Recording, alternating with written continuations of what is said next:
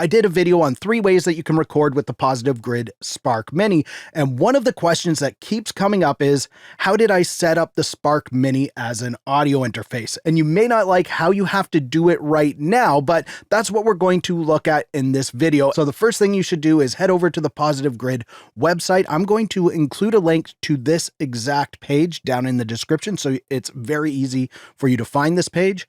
And you want to get the Spark Mini firmware update, and it's right at the top here, the latest one, 1.9.234 as of the recording of this video, and you can see there's a Windows or Mac version here to grab. So download the one that you need for your system and then run the installer that comes included with it, and it goes step by step in the actual installer of what you need to do. It tells you when you need to connect it, what buttons you need to push on there, and it doesn't let you go ahead without doing those things. And the reason why you want to get this latest firmware is because it allows you to use it as a USB audio interface. And then once you have that firmware updated, we can move on to the next part. But I think if you're on a Mac computer, you're pretty much done. You've updated the firmware, and I think you can just connect the cable, and I think you can find it in your software to use as an audio interface that way.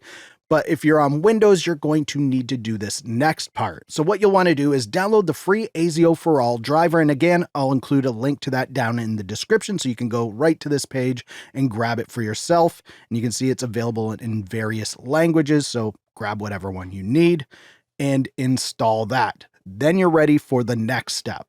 The next step is to go into your DAW software, and you're going to want to go to your audio devices or audio settings, whatever it's called in your particular software, the section where you'll go and change the actual audio interface that you're going to be using. So you can see here, this is traction waveform, and I go to the section called audio devices.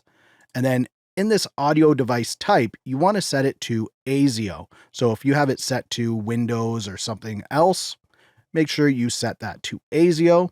And pretty much all software has this option where you're going to be changing device type, except for Audacity. If you're in Audacity, you don't even have to worry about ASIO for All. You can just use the default driver that installs for this. It's just not a low latency driver. So once you have that, you want to go to Device. And in here, you can see we have ASIO for All. So you click on that, and you're going to want to click on this control panel here. And this brings up the ASIO for All control panel. And right now it's set to Realtek Audio. That's our onboard sound card. We don't want it set to that. We want it set to Spark Mini. So we just click there. You can see it's now on to Spark Mini. And now what this is going to do is allow all of the audio from our DAW, so our drums, basses, vocals, everything from the DAW is going to be played through the Spark Mini. And we're also going to be able to record through the input of the Spark Mini. That might be great for you. That might be what you want to do, but maybe you don't want all of the audio going through here. Maybe you just want to record through here and then monitor through your built-in sound card or some other audio interface. If that's the case, you want to click on this wrench right here. And you can see right now we have the Spark Mini USB has output set and the input. So we're going to turn off the output just by clicking on that little power button there. And we'll go up to Realtek Audio, click on this, and I see Realtek Audio HD audio output, and it is on already. So then I just turn it on through this button here as well. And now our audio is going to be played through our built-in sound card, but we're going to be able to record through our Positive Grid Spark Mini. So we can close this up now. And you can always go back to that if you want to change it up later on. But one thing I can notice here is that our sample rate for some reason is really low. We want to set that to 44,100 because the Spark Mini, it can record at 44,100 sample rate, and it is only 16-bit. So keep that in mind as well. You can also change the audio buffer size. This is your latency. And it may not matter so much because you're going to probably be listening through the Spark Mini what you're playing. But if you want, you can lower that to something lower, like 64. Now you want to either open up a project or start a new project in your DAW. Go to a track. You can see I have track 17 here. Now let's just look at actually recording.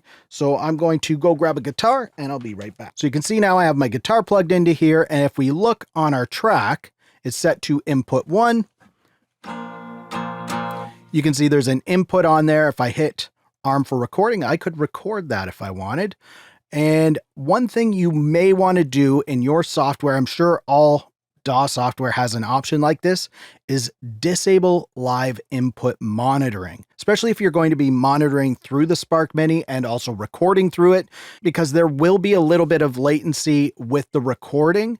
You're going to hear what you're actually playing into here, and you're also going to hear that delayed bit going through here as well. So I would turn that off when recording, and you're ready to start.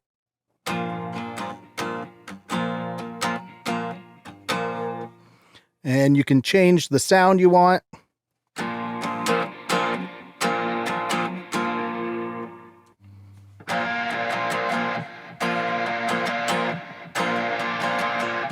So you're recording that sound in there. You can also connect your Spark Mini app on your phone, so you can change the sound that way as well.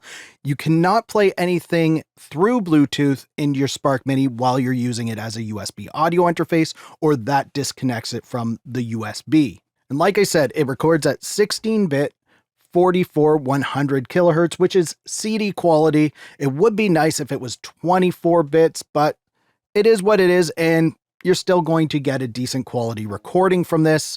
Out of the 3 recording options, this is probably my least favorite just because of the quality. And if you want to check out the other ways that you can record the Spark Mini that sound a little bit better, click the video on the screen. If you liked this video, please give it a thumbs up. Also, subscribe to the channel for more videos like this. Thank you so much for watching. For Audio Tech TV, I'm Zane. Keep creating. Fist bump. Thumbs up.